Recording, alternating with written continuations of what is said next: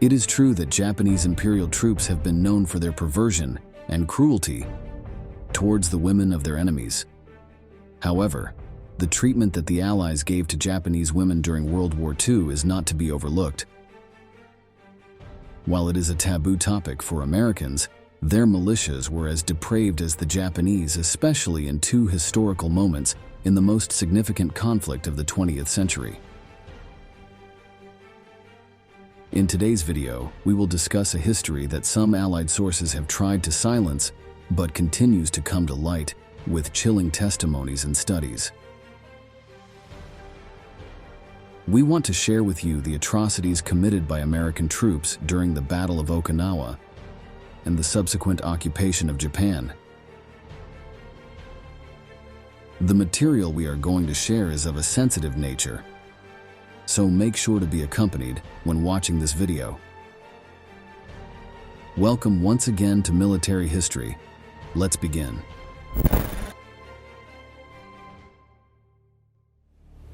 We debarked from our ships. We landed in Okinawa and we had no idea of what kind of resistance we will encounter.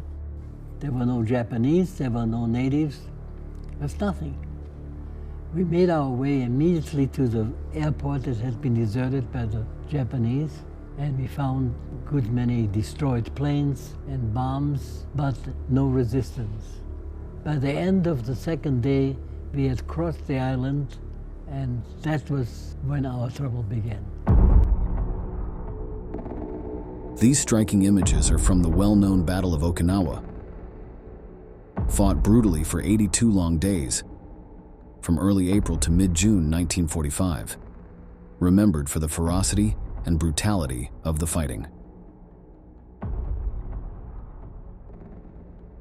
The intensity of the gunfire and the massive number of Allied ships and armored vehicles assaulting the island resulted in one of the battles with the highest casualties, both civilian and military, in the entire Pacific campaign. According to official estimates, the total number of deaths exceeds 250,000. The main objective of the operation was to seize the large island of Okinawa, only 550 kilometers away from Japan, and deliver a moral blow to the empire, planning to use it as a base for air operations with the intention of invading Japanese territory. Despite the success of the island's occupation, the crimes and atrocities committed by the Americans in this military venture remain controversial to this day. Okinawa had a high indigenous civilian population not involved in the conflict, which was devastated by Allied troops. While the exact count is uncertain, it is estimated that the landing left nearly 150,000 innocent people dead due to artillery fire, air raids, and even counting executions carried out by the Imperial Japanese Army. American militias reported that during the battle, it was difficult for them to distinguish between civilians and soldiers. A testimony from an infantry soldier is illustrative and terrible. They shot at us from their small houses, but we couldn't distinguish which ones were occupied by civilians and which by soldiers. It was terrible not being able to distinguish between the enemy and the women and children. At some point, we stopped caring and started firing indiscriminately. We didn't know whom we were aiming at. We just shot. Despite the images we saw and the horrifying testimonies, being shot by enemy weapons was not the worst fate that could befall the civilian population of Okinawa. Rumors spread by Japanese imperial troops about the savage Americans and the torments they would subject the locals to led to mass suicides among the population, with the imminent victory of American troops. An article published in the Ryukyu Shimpo, one of the island's two main newspapers, revealed in 2007 that many Okinawa residents declared that the Japanese army directly forced them to commit suicide. Not only that, but witnesses also claimed that they were given grenades to self-immolate and attack the Americans.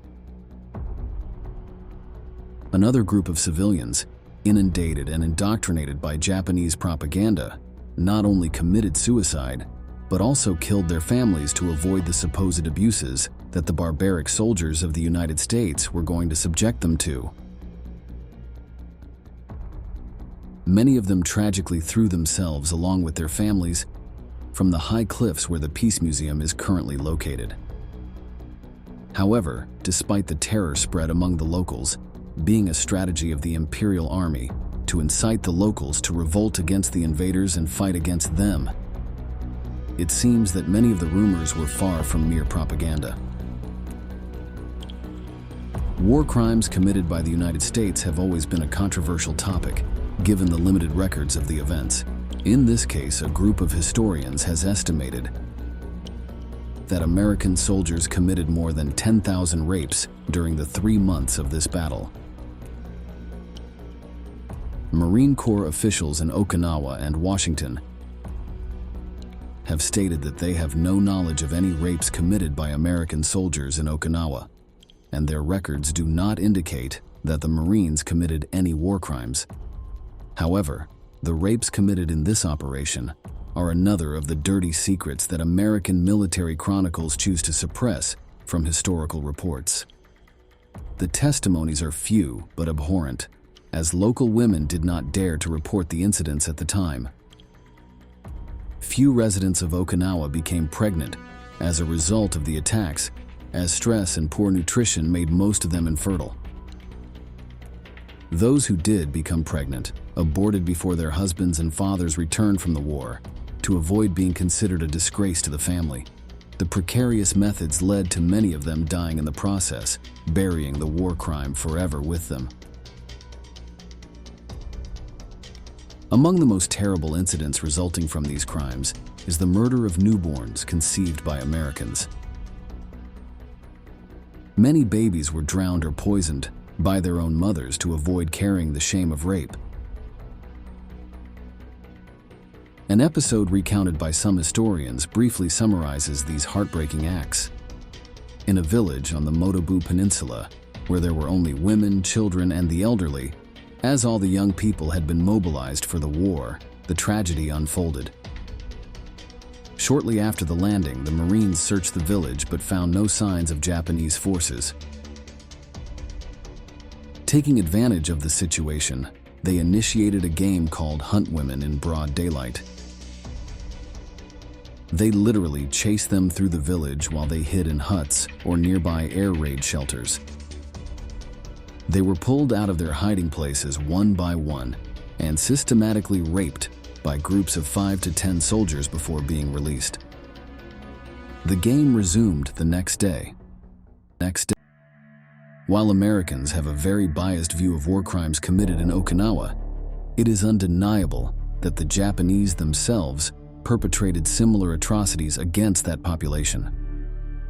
It is noteworthy that the Imperial Army considered the island natives an inferior race, as they did with the Chinese or Koreans, implying that racial supremacy lay in Japanese lands. Japanese militias executed all Okinawans who refused to collaborate with them to face the enemy, either by fighting or providing them with food and provisions. They even looted villages as brutally as the Americans. This led to deaths not only at the hands of the Imperial Army, but also due to the famine of entire villages left without food due to the attacks of Japanese soldiers. The rape of civilians in Okinawa was an act in which soldiers from both sides were involved, because once they were defeated, the Japanese made it routine to punish the Okinawan women by sexually abusing them. Finally, the atomic bombings of Hiroshima and Nagasaki and the Soviet entry into the Pacific Theater would prompt Japan's surrender just a few weeks after the end of the fighting in Okinawa. One would think that things would end there, but equally dark events were about to happen in Japanese lands. After the official surrender of Japan that we just witnessed, the occupation of Japan took place at the end of World War II and was carried out by the Allied forces, led by the United States with contributions from Canada, Australia, the United Kingdom, and New Zealand. The Treaty of San Francisco, signed on September 8, 1951, marked the end of the Allied occupation, subsequently entering into force on April 28, 1952, when Japan became an independent state again, obviously under certain conditions. The atrocities that occurred during this period were considered war violations, that is, crimes of a sexual nature committed under the Allied military occupation of Japan. Concrete estimates of specific numbers and possible subsequent consequences of these events differ considerably, depending on whether one listens to official military authorities or human rights advocates specializing in the subject. While major American newspapers spoke of a peaceful occupation, life in Japanese territory was a nightmare. Next, let's see how the media softened or denied the atrocities that were happening at the time in Japanese lands.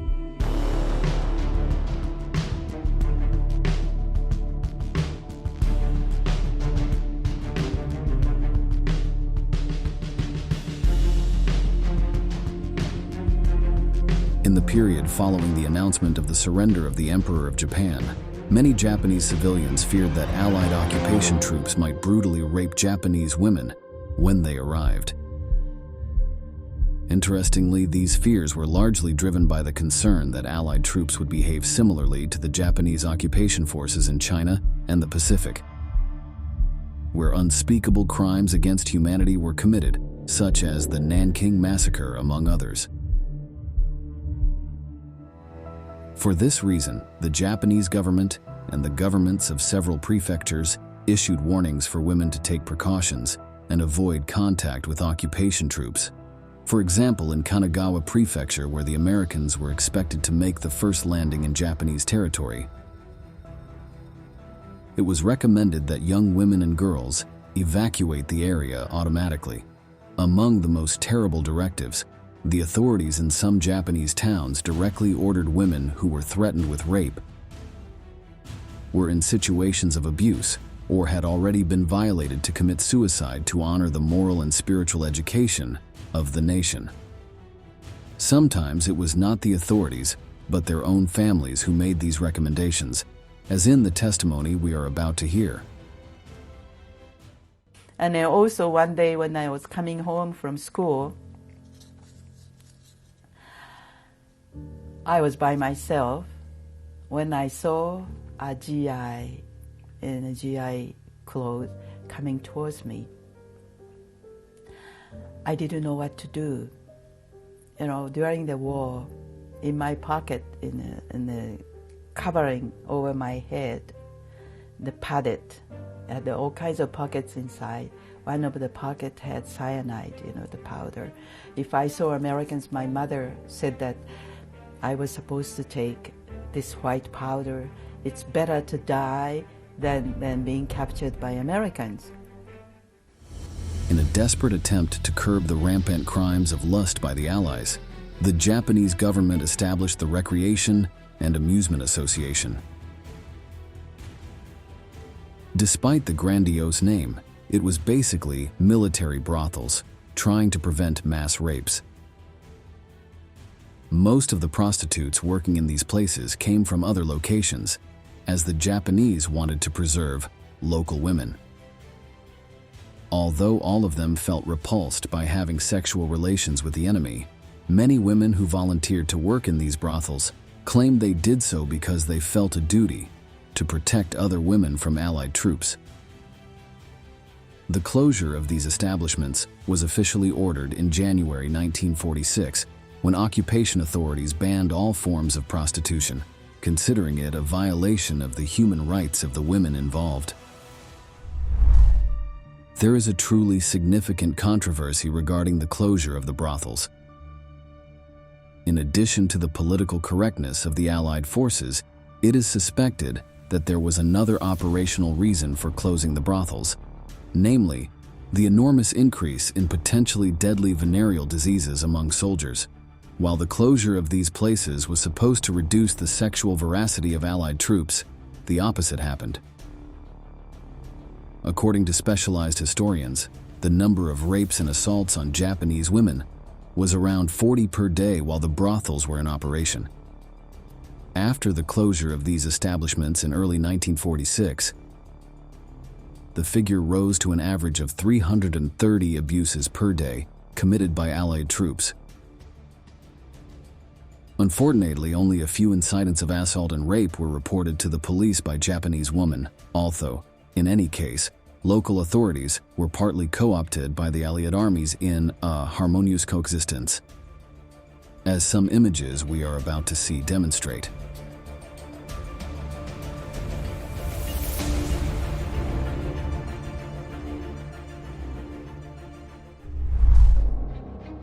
Some specialists claim that massive rapes occurred during the initial phase of the occupation, with a staggering figure of 3,500 abuses in the first month after the landing of American troops. This number comes from unprocessed reports made in various prefectures of Japan, which is disheartening. These numbers suggest that the actual figure was much higher, considering the rapes that were surely not even reported. While some reports of the time claim that when American paratroopers landed in Sapporo, an orgy of looting and unstoppable sexual violence occurred, official sources from the U.S. military barely speak of a brief wave of crimes committed by officers. However, testimonies affirm that group rapes and other sexual atrocities were a daily occurrence. The violence and brutality of some of these acts caused several victims to commit suicide immediately. It is worth noting that there is very little archival material on this topic, as there was strict Allied instruction not to address these issues, even convincing local citizens of this reality, as the testimony we are about to hear demonstrates. The ridiculous things that I heard, I would say, how stupid, how stupid. They described Americans as such vicious, mean people, and I knew otherwise because I lived it, and I lived with Americans, and we never experienced that kind of thing, even during war. It is estimated that 2 major incidents of mass rapes were recorded after the closure of the Recreation and Amusement Association brothels. The first occurred near midnight on April 4th, when approximately 50 soldiers arrived in 3 trucks and attacked Nakamura Hospital in the Omori district. Attacking in an orderly and methodical manner, they carried out an operation in which, for almost an hour and a half, they raped more than 40 patients and 37 women from the hospital staff. Some male doctors and patients who tried to protect the women were coldly murdered. However, the worst tragedy was that one of the raped women had a 2-day-old baby in her arms, which was annihilated by being violently thrown to the ground when the troops tried to brutally abuse the woman. The second was a planned and sinister raid on April 11, 1946. The event was led by between 30 and 60 American soldiers who cut the telephone lines to a block of houses in the city of Nagoya to isolate and have them at their mercy. The group of perverse soldiers went house by house and simultaneously raped all the girls and women between 10 and 55 years old in the area. Americans were not the only perpetrators of these atrocities that were dismissed and swept under the rug. Australian, British, and New Zealand troops in Japan, as part of the British Commonwealth Occupation Force, BCOF, also committed unforgivable criminal acts. Official reports indicate that their members were convicted of just 57 rapes between May 1946 and December 1947, and a few more, 23, between January 1948 and September 1951.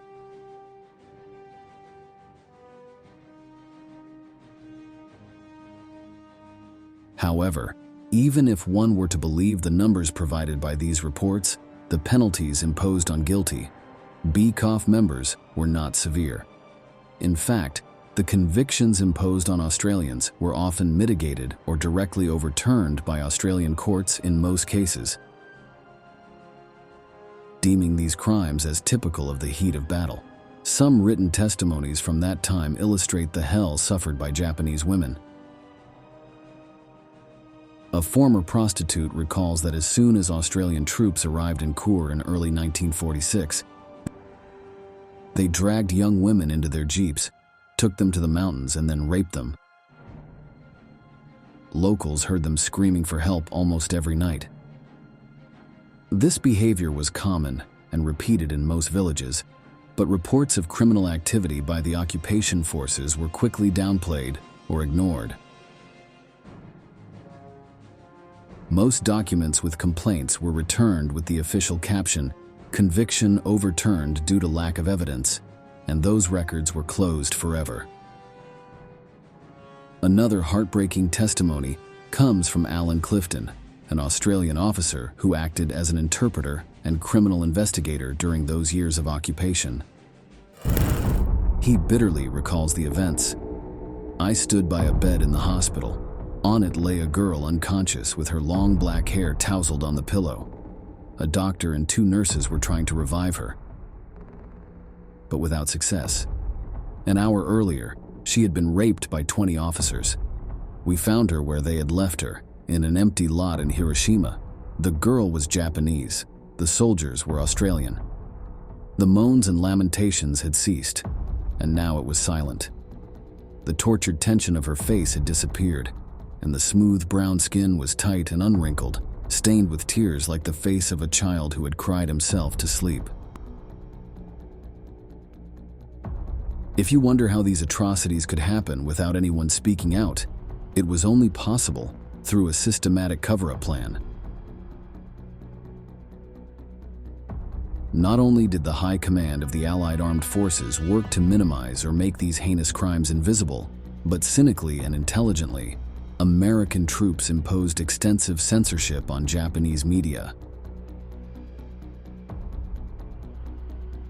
Look at the photos circulated at that time, suggesting a non-existent camaraderie. There were even newspapers claiming that the ARA brothels were a spectacular business. From September 10, 1945, until the end of the occupation in 1952, local media were forbidden from covering sensitive social issues and serious crimes committed by occupation force members, with particular emphasis on not mentioning rape cases. Some Japanese media were directly collaborators of the Allied occupiers, claiming in some news that no crimes or sexual abuses of any kind were being committed. As the years passed, Japan would begin to heal its wounds when Japanese magazines started publishing first-person accounts of rapes committed by American soldiers, taking responsibility for a sad and dark part of their history.